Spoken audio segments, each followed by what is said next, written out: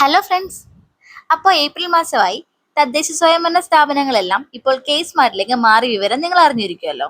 ഇനി നമുക്കപ്പോൾ പഞ്ചായത്തിലേക്കൊന്നും അധികം പോകേണ്ട ആവശ്യം വരുന്നില്ല. എല്ലാത്തരം സേവനങ്ങളും മൊബൈൽ ഫോണിലൂടെ നിങ്ങൾക്ക് ലഭ്യമാകുന്നതായിരിക്കും. അപ്പോൾ K-സ്മാർട്ടിലൂടെ എന്തൊക്കെ സേവനങ്ങൾ നമുക്ക് ലഭിക്കും എന്നതിനെ കുറിച്ചിട്ടാണ് നമ്മുടെ ഇന്നത്തെ വീഡിയോ. അപ്പോൾ നമുക്ക് വീഡിയോയിലേക്ക് കിടക്കാം. അപ്പോൾ അതിനായി നമ്മുടെ ഫോണിലെ ഗൂഗിൾ ക്രോം നമ്മൾ ഓപ്പൺ ചെയ്യാം. അതിൽ നമ്മൾ K-സ്മാർട്ട് എന്ന് ടൈപ്പ് ചെയ്യാം. K-സ്മാർട്ട്. ഓക്കെ, ഫസ്റ്റ് കാണുന്നില്ലേ K-സ്മാർട്ട്, അത് നമ്മൾ സെലക്ട് ചെയ്യാം. അപ്പൊ നമുക്ക് ഇങ്ങനെ ഒരു വിൻഡോ ആയിരിക്കും കാണാൻ സാധിക്കുന്നത്. പിന്നെ നമ്മൾ ശ്രദ്ധിക്കേണ്ട ഒരു കാര്യം എന്തെന്നാൽ K-സ്മാർട്ടിൽ നമ്മൾ രജിസ്റ്റർ ചെയ്താൽ മാത്രമേ തദ്ദേശ സ്വയംഭരണ സ്ഥാപനങ്ങളിൽ നിന്നുമുള്ള ഭൂരിഭാഗം സേവനങ്ങളും നമുക്ക് ലഭ്യമാവുകയുള്ളൂ.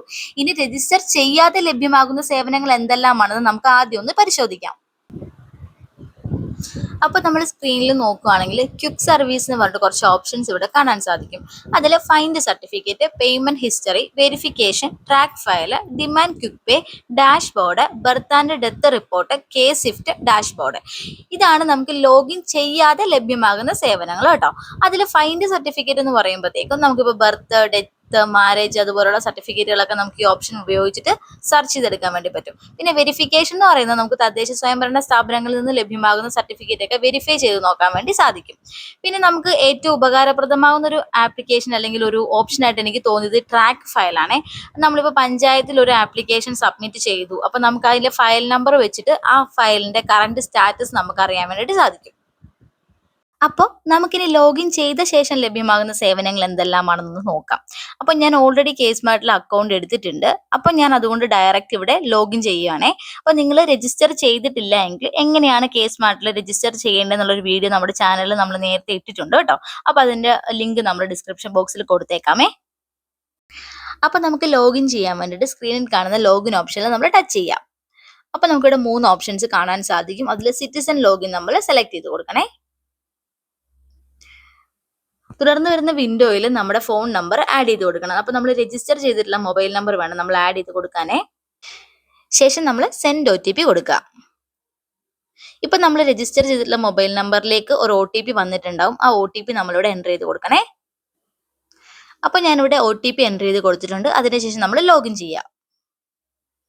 അപ്പോൾ ദാ ഈ കാണുന്നതാണ് നമ്മുടെ K-സ്മാർട്ടിന്റെ അക്കൗണ്ട് കേട്ടോ. അപ്പോൾ നിങ്ങൾ നോക്കുവാണെങ്കിൽ നിങ്ങൾക്ക് മനസ്സിലാവും, മുകളിൽ ഒരുപാട് ഓപ്ഷൻസ് കൊടുത്തിട്ടുണ്ട്. My applications, new application, payments, my documents, notification, my building, my profile. അപ്പോൾ നമുക്ക് ഇതിലൊരു ആപ്ലിക്കേഷൻ അയക്കാൻ വേണ്ടിയിട്ടാണെങ്കിൽ നമ്മൾ ദാ ന്യൂ ആപ്ലിക്കേഷൻ എന്ന് പറഞ്ഞ ഓപ്ഷനിലെ അത് വേണം നമ്മൾ ടച്ച് ചെയ്യാനേ. ടച്ച് ചെയ്യുമ്പോഴത്തേക്കും സൈഡിലായിട്ട് ഒരുപാട് ഓപ്ഷൻസ് കാണാൻ സാധിക്കും. Civil registration, property tax, building permissions, public grievance and compliance, licence service, building cess, others. അപ്പൊ നമുക്ക് സിവിൽ രജിസ്ട്രേഷൻ ഒന്ന് നോക്കാവേ. നമ്മൾ അതെടുത്ത് നോക്കുവാണെങ്കിൽ ഇവിടെ 3 കാർഡ്സ് നിങ്ങൾക്ക് കാണാൻ സാധിക്കും. Birth service, death service, marriage service. ഈ 3 കാർഡ്സിന് സെന്ററിലായിട്ട് പ്ലസ് ബട്ടൺസ് നിങ്ങൾ നോക്കുവാണെങ്കിൽ കാണാൻ സാധിക്കും. അപ്പൊ നമുക്ക് ബർത്തുമായിട്ട് ബന്ധപ്പെട്ടിട്ടുള്ള ഒരു ആപ്ലിക്കേഷൻ ആണ് അയക്കേണ്ടതെങ്കിൽ ഈ ബർത്ത് സർവീസിന്റെ സെന്ററിലുള്ള പ്ലസ് ബട്ടണിൽ നമ്മൾ ടച്ച് ചെയ്യാം. അപ്പൊ ഇതാ കണ്ടില്ലേ, new birth registration, still birth registration, adoption, അങ്ങനെ ഒരുപാട് ഓപ്ഷൻസ് താഴെയായിട്ട് കാണാൻ സാധിക്കും. അപ്പൊ നിങ്ങൾക്ക് ഏതുമായിട്ട് ബന്ധപ്പെട്ടിട്ടുള്ള ആപ്ലിക്കേഷൻ ആണോ അയക്കേണ്ടത് അത് നിങ്ങൾ സെലക്ട് ചെയ്യുക. അപ്പൊ നിങ്ങളോട് കുറച്ച് ക്വസ്റ്റ്യൻസ് ചോദിക്കുന്നുണ്ടാവും. അതിനെല്ലാം നിങ്ങൾ കൃത്യമായിട്ടുള്ള ആൻസേഴ്സ് കൊടുക്കുക. അതിനുശേഷം സബ്മിറ്റ് ചെയ്യുവാണെങ്കിൽ നിങ്ങൾക്ക് ഈസി ആയിട്ട് തന്നെ ഒരു ആപ്ലിക്കേഷൻ അയക്കാൻ വേണ്ടി പറ്റും. അതുപോലെ തന്നെയാണ് ഇതാ ഡെത്ത് സർവീസ്, മാരേജ് സർവീസ് എല്ലാം എടുത്ത് നോക്കുവാണെങ്കിൽ അതുമായിട്ട് ബന്ധപ്പെട്ടുള്ള ഒരുപാട് ഓപ്ഷൻസ് ഇതാ അതിലായിട്ട് കാണാൻ സാധിക്കും. അപ്പൊ നമുക്ക് ഈസി ആയിട്ട് തന്നെ ഇത് കൂടെ ആപ്ലിക്കേഷൻ അയക്കാൻ വേണ്ടി പറ്റുമേ. അപ്പൊ നമ്മൾ ഈ പറഞ്ഞ സെയിം മെത്തേഡിലാണ് കേട്ടോ എല്ലാ ആപ്ലിക്കേഷൻസും അയക്കേണ്ടത്. അപ്പൊ നമ്മളിപ്പോൾ പ്രോപ്പർട്ടി ടാക്സ് ആണ് എടുത്ത് നോക്കണമെങ്കിൽ ഇത് assessment service, tax payment, building service, certificates, അങ്ങനെ 4 കാർഡ്സ് അതിൽ കാണാൻ സാധിക്കും. ഏറ്റവും താഴെ കണ്ടില്ലേ അതേഴ്സ് എന്ന് പറഞ്ഞ ഓപ്ഷൻ നോക്കുവാണെങ്കിൽ അതിൽ ഒരുപാട് ഓപ്ഷൻസ് ഉണ്ട്. Public work management, disaster management, finance management, right to information, വിവരാവകാശം ഒക്കെ ഇല്ലേ, അത് നമുക്ക് ഇതിലൂടെയാണ് എടുക്കാൻ വേണ്ടി പറ്റുന്നത്. അപ്പം നമ്മൾ ശ്രദ്ധിക്കേണ്ട ഒരു കാര്യം എന്താണെന്ന് വെച്ചിട്ടുണ്ടെങ്കിൽ നമുക്ക് ഏതുമായിട്ട് ബന്ധപ്പെട്ടുള്ള ആപ്ലിക്കേഷൻ ആണോ അയക്കേണ്ടത് അത് നമ്മൾ സെലക്ട് ചെയ്യുക. നമ്മളോട് ചോദിക്കുന്ന ക്വസ്റ്റ്യൻസ് നമ്മൾ കൃത്യമായിട്ട് തന്നെ ആൻസർ കൊടുക്കുവാണെങ്കിൽ നമുക്ക് ഈസി ആയിട്ട് തന്നെ വേറെ ആരുടെ സഹായം ഇല്ലാണ്ട് നമുക്കൊരു ആപ്ലിക്കേഷൻ അയക്കാൻ വേണ്ടി പറ്റും. അപ്പോൾ ഇനി നമ്മൾ പഞ്ചായത്തിലേക്ക് അയച്ചിട്ടുള്ള ആപ്ലിക്കേഷൻസ് എല്ലാം തന്നെ ഈ മൈ ആപ്ലിക്കേഷൻസിൽ ലിസ്റ്റ് ചെയ്ത് വന്നിട്ടുണ്ടാവും. അത് മാത്രമല്ല നമുക്ക് ആ ഫയൽസിനെ ട്രാക്ക് ചെയ്യാനുള്ള ഒരു ഓപ്ഷനും കൂടെ ഇതിൽ അവൈലബിൾ ആയിരിക്കും.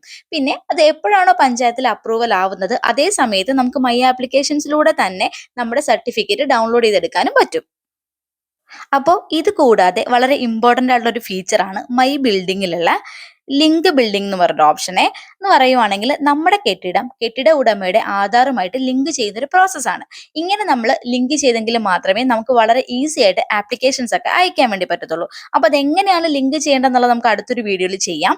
അപ്പൊ നിങ്ങൾക്ക് എല്ലാവർക്കും നമ്മുടെ ഈ ഒരു വീഡിയോ ഉപകാരപ്രദമായി എന്ന് വിശ്വസിക്കുന്നു. ഇനിയും ഇതുപോലെ ഉപകാരപ്രദമാകുന്ന വീഡിയോസ് ആയിട്ട് നമ്മൾ വരുന്നതായിരിക്കും. അപ്പോൾ താങ്ക് യു ഫോർ വാച്ചിങ്.